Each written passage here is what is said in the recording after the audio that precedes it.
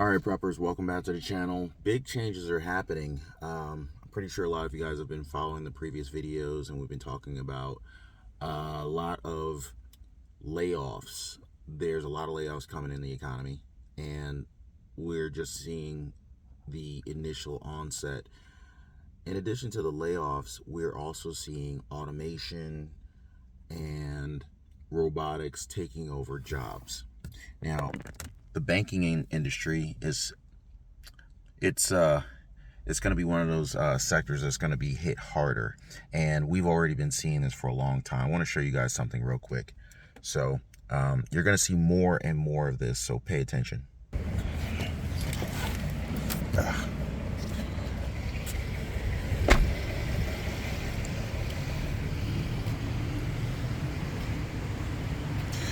All right, guys, so you're going to see more and more of this kind of stuff. So this is Bank of America.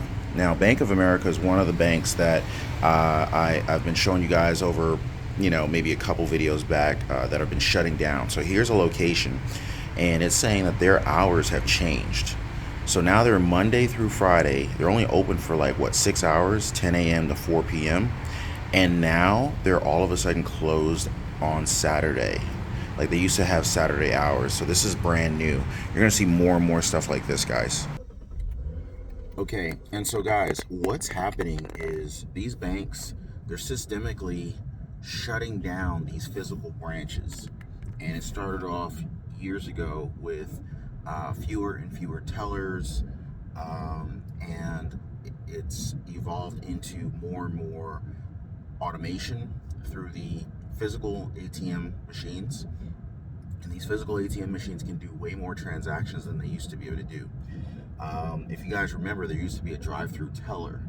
You used to drive through, and you'd have like a cylindrical physical unit that you could put, checks in, cash, your driver's license, and you screw the cap on, and you put it into the chute outside of the outside of your car, and it would pretty much suck it through this piping system, and the teller on the other end would be able to process your banking transactions. So most of that in most of the banks, that system is completely gone, and the recent pandemic accelerated this, because now it's like, all right, well, you're touching things, so they're trying to minimize this touch to minimize the contraction and so forth. So that helped to accelerate that. The central bank is pushing for this central bank digital currency. So the Fed is pushing for this, and I actually saw a note from Jerome Powell, I think it was. I forget who it was. It was from the Federal Reserve, but I forget exactly who specifically it came from. But basically, they said that they're looking to accelerate the rollout of the central bank digital currency. So anyway, guys, lots of big changes are coming down the pipeline. Inflation is rampant. You've got supply chain problems, supply chain shortages still. Lots of big changes coming down the pipeline, and with the Fed, Jerome Powell recently raising interest rates to another 75 basis points, and in spite of the fact that the inflation rate is continuously heading higher, clearly inflation is not yet under control. Now, more and more, and this is more so affecting the housing market more than anything else, because the average person who's carrying credit card debt, credit card balances, obviously their credit card balances are being charged more and more interest since the Fed Reserve rates are going higher and higher. And I'm looking at someone that's just trying to go into the bank right now, and they're realizing, oh wow, the bank is closed. All of a sudden, the bank is closed on Monday or on Saturday. This never ever happened before. Banks used to always be open on Saturdays, and she's got such a puzzled look on her face. She went to pull on the bank doors, and they're locked. They're shutting these banks down early, and I hate to jump back and forth, but just seeing her look of disappointment. That's the second person that tried to open the doors, and the bank doors are locked. We're gonna get to a point where you're going to pull up to just about any bank, and all the banks are going to be locked, and these banks are going to go away. You're not going to be able to get your cash out of the bank, inside the bank. So that's what's happening, guys. And as you can see here, I hate to go back, but as you can see here, it says our hours have changed. So they used to be open Monday through Friday as well as Saturday. And on Saturday, Bank of America used to be open, at least in my area. Almost all Bank of Americas would be open from like 9 o'clock until 2 o'clock. So if you were trying to close on a house, you could do, different little transactions, because some closings actually take place on the weekend, or maybe you're trying to get prepped for a Monday closing and you need to do something physically in the bank on Saturday to make that Monday closing happen, because sometimes these mortgage companies are so last minute, and you have to respond to meet your closing date. So they might say, okay, Friday at 5 p.m. Hey, we need you to go in tomorrow, make your down payment, or wire this down payment. So you go into the physical bank on Saturday to make that happen, so that you could close on your scheduled day on Monday. Yeah, so lots of big changes are happening, and so anyway, speaking of the housing market, with the interest rates rising, Jerome Powell raising interest rates, they're attempting to fight this inflation problem, massive inflation problem. You're going into the grocery stores, Walmart, Target, Costco, doesn't matter. Prices of everything is heading higher. And as with prices of groceries, real estate prices have been one of these sectors that have been hit rather aggressively with higher and higher inflation rates. And so it's a form of asset inflation. And this is one of the reasons why, or at least they're saying that the Fed is trying to fight inflation, is because it's making it more and more impossible for the average homeowner to even be able to afford a home. And what I have observed, and I've actually done it myself, and I wanted to share this with you guys, more and more people are waiving inspections in order to buy a house, in light of the fact that the housing market was bonkers. And so, when you have 30 minutes to walk through a house that's like 3,000 square feet, 4,000, 5,000 square feet, it's not enough time. And some of these housing markets are just so absolutely crazy. So here you are, you're walking through a house that you're potentially looking to buy. You've got, maybe a $300,000, $400,000, $600,000 house that you're looking at, $700,000 house. I don't know what the real estate market looks like in your area, or what real estate prices look like in your area in this housing market. But, many people are finding themselves, first-time home buyers, real estate investors, they're looking to buy a house. And these houses that were hitting the market, they might have 20 scheduled showings in one day. And some of these people only have 20 minutes, 15, 20, 30 minutes to look at this house. And within that period of time, you need to make a decision, are you going to buy this house or not? And, if you want to get a house, and obviously the housing market's changed, but, back when the market was just absolutely just ridiculous and interest rates were lower for mortgages, you had to come with some rather aggressive offers. And with some of those aggressive offers, it was not just the price. Sometimes homeowners were like, or the sellers of these homes were like, hey, we want to see some really aggressive offers. So not only are you offering $50,000 over ask, $75,000 over ask, $100,000 over the asking price, over the listing price, but they wanted to see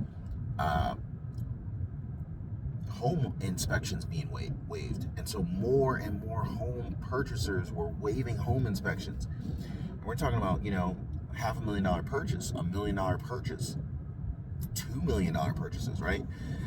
It really just depends on your real estate market.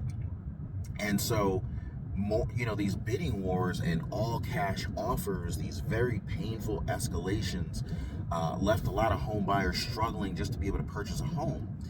But for all the different crazy things that buyers have been doing to beat out the competition, the one that's likely to make the most fearless of investors basically, really just question everything, is an inspection waiver in the buyer's offer.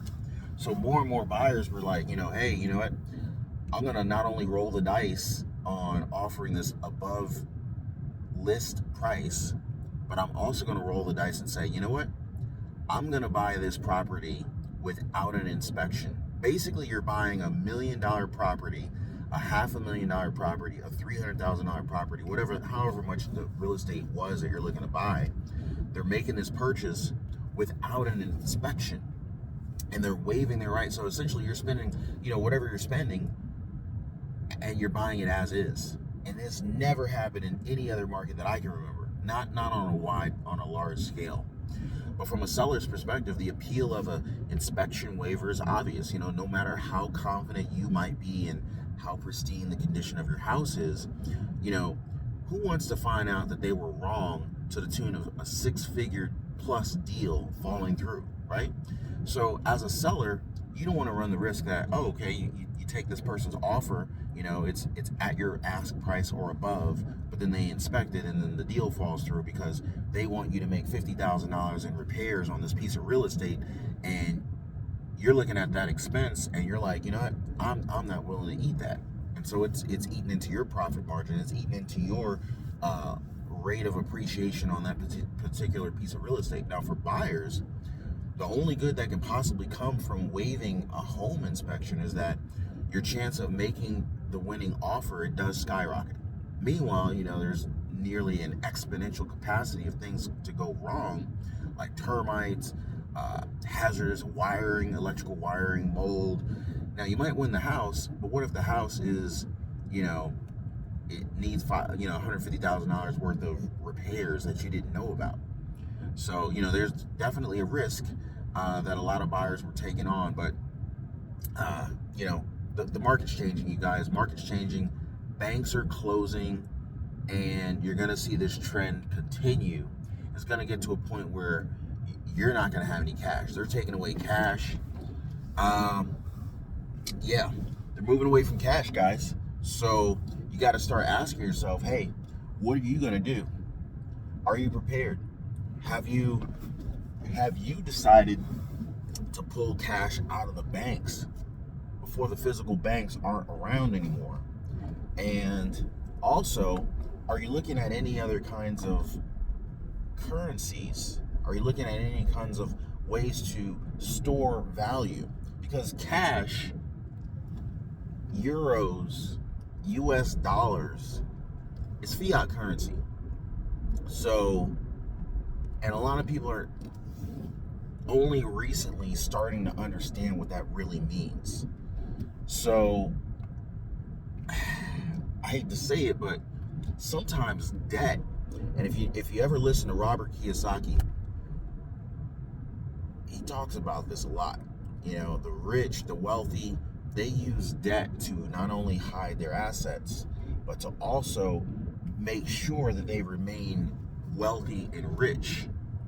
And so if your dollars are becoming worth less and less, but you've got low interest rate, fixed rate debt, inflation actually helps you to eliminate debt, so long as your dollars are inflating faster than the debt that you're holding. And so that's why a lot of cases, and this is not financial advice, you guys, don't run out and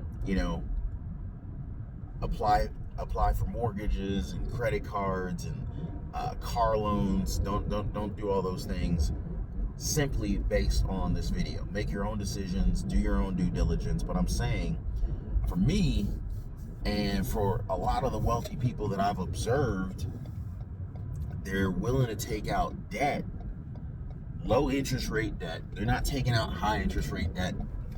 They're taking out low interest rate debt. Some debts are tax deductible. Some debts are, they have different tax advantages with these different types of debt. You got 0% interest credit cards. There's a number of different things. There's a number of different tools available that actually are advantageous. And so, whether you're a Dave Ramsey follower or, you follow a different type of philosophy, I think Dave Ramsey's pretty much 100% debt-free, meaning he doesn't subscribe to any type of debt. He doesn't like credit cards. He only likes debit cards. I don't agree with everything he says. I think a lot of what he says is good, and it probably works for the average American. But just to say, hey, I don't care about my credit score. I'm only going to use a debit card, never use a credit card. I don't think that that's a great idea. And I think using a debit card only, or using a debit card period for purchases, I think that's unbelievably risky.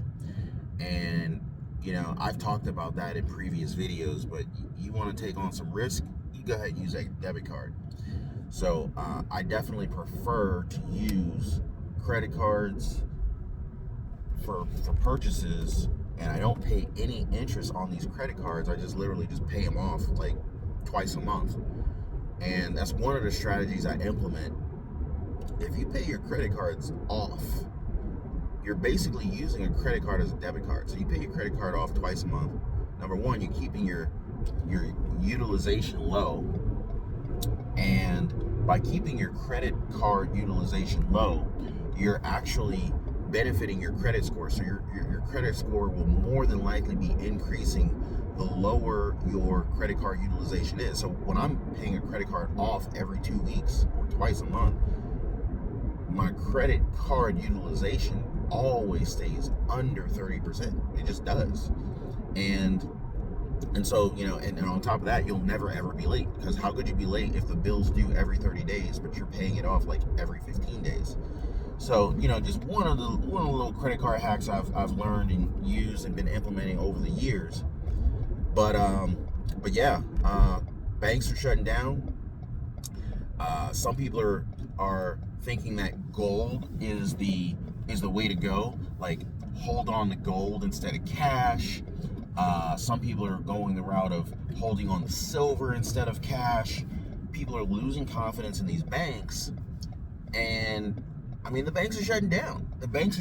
It used to be a point where, and then some people are saying, oh well, I'd rather hold cryptocurrency. If we're not going to have access to our cash anymore, I would rather hold on to cryptocurrency, because you can't touch that either. So you can't touch cryptocurrency.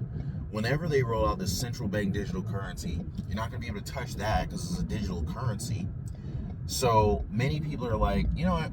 Why not just do cryptocurrency? And I'm not saying I'm on board with this. I'm just saying what a lot of people are feeling and thinking and discussing on a lot of these different financial boards.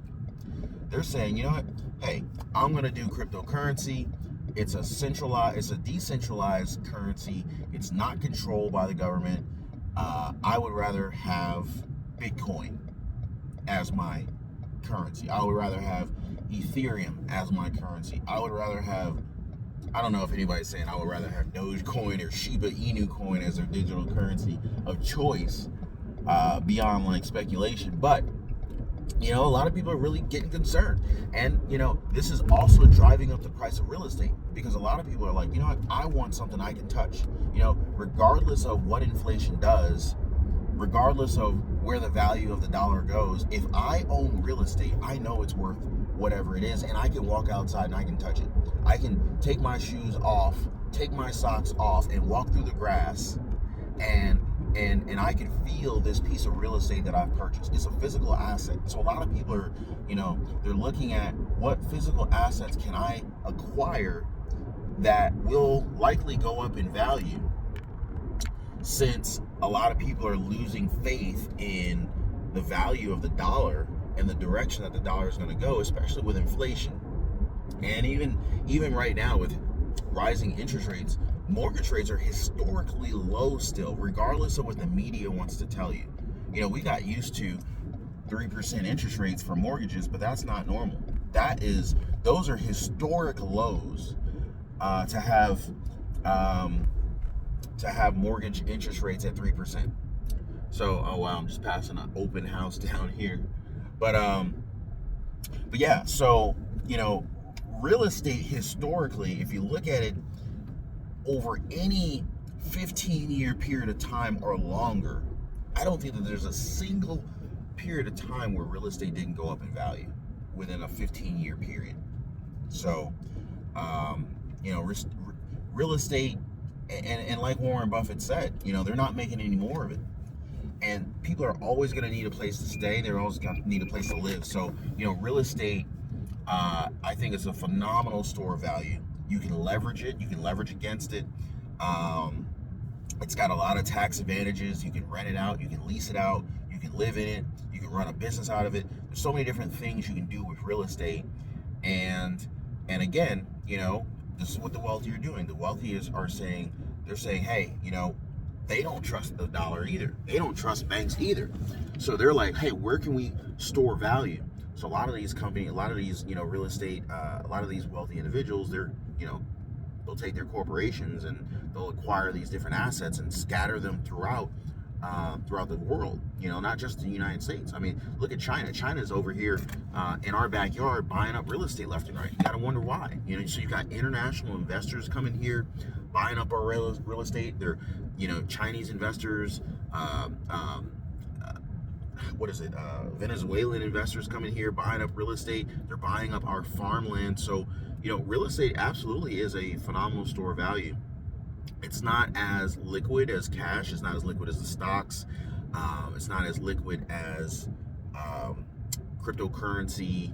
So if you're looking for liquidity, I wouldn't look at real estate as a best option. But from a store of value and a solid investment and an investment that allows you to have multiple uses for it, I think it's phenomenal. But anyway, I just want to share this update with you guys. A lot of changes are coming down the pipeline. I'm going to keep you guys posted. You guys keep prepping. You guys be safe. And I'll catch you guys on the next one.